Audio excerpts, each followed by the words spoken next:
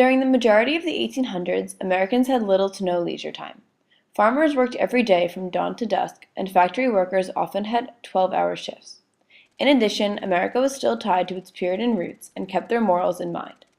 They believed leisure was unnecessary and felt strongly about working hard instead of slacking off.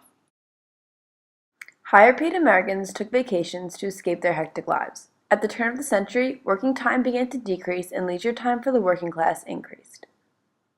One of the biggest changes at the turn of the century was the increasing involvement in sports.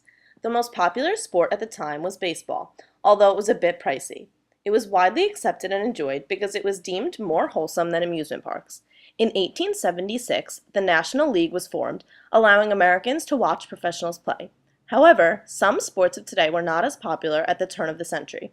For example, football was frowned upon due to its brutal nature. Also, sports gave women a new role in society.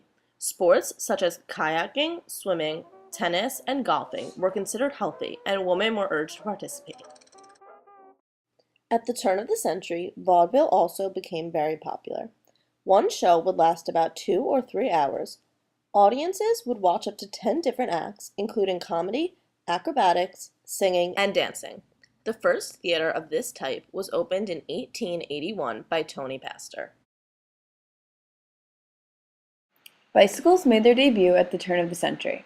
In 1885, the velocipede, which was a bike with a large front wheel followed by a smaller one, was out of the picture, when a safer, more conventional bike was introduced. These bicycles had a lasting effect on women and fashion. Due to the construction, women could not ride wearing hoop dresses. Therefore, designers accommodated the trend and came out with less constrictive dresses. The lower and middle classes also wanted to enjoy their newfound leisure time, which they did by taking advantage of their beaches.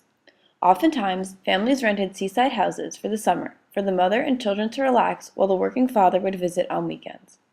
As more and more people started to visit the beach, it seemed to have disrupted nature.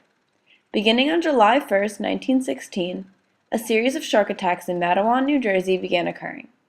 A large-scale shark hunt began, and the man-eater was eventually caught with over 15 feet of human remains inside. The lower class loved cheap attractions such as Coney Island. It was an inexpensive trip for many families, and they enjoyed the carnival rides and cheap food available. When leisure time was introduced at the turn of the century, it forever changed the dynamics of America. The country became less stressed and enjoyed more valuable time with family. The popularity rise in sports gave women a new role and played a role in socializing American immigrants. When Americans began developing beaches as leisure resorts, they unknowingly helped create today's tourist industry. Americans began to value family time as much as their work, which is evident in today's society. In all, the changes in lifestyle that occurred at the turn of the century permanently changed America for the better.